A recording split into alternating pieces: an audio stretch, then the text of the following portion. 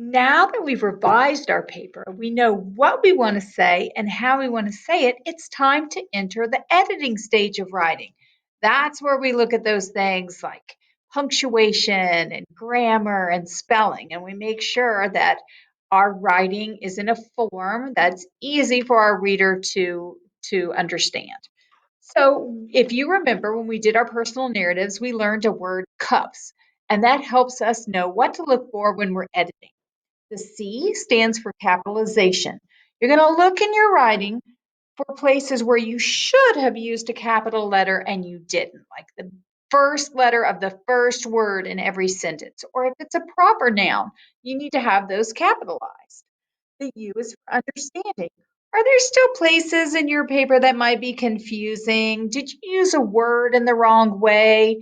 And maybe that will make it not as easily understood by your reader. This is a chance to circle that and change that. P is for punctuation. Those are those end marks like periods and question marks and explanation points and commas and apostrophes, those kind of things. And S is for spelling. You want to have your words spelled correctly so that your reader can understand what you're trying to say. So, my paragraph yesterday about ants, I'm going to look at it again and I'm going to show you. Okay, so here I looked and I went to C for capitalization and I saw two places that I didn't have a capital, the A in ants and down here. So I put a capital letter over to remind me when then I do my final copy that I need to put a capital letter there.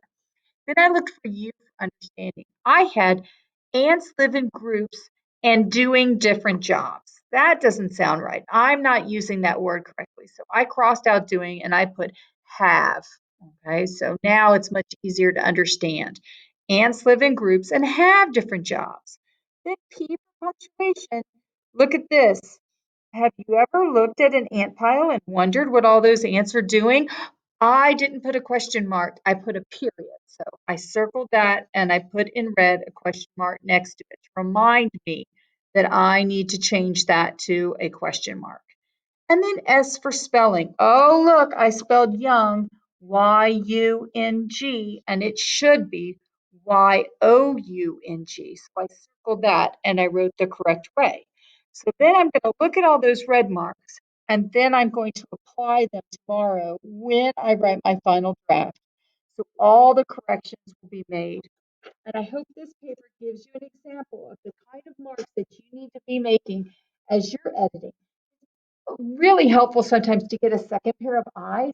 So if you're in the classroom, you can trade papers with a friend and you can mark their papers. Or you can ask your mom or dad or a sibling if they might look at your paper and make some marks on it for you.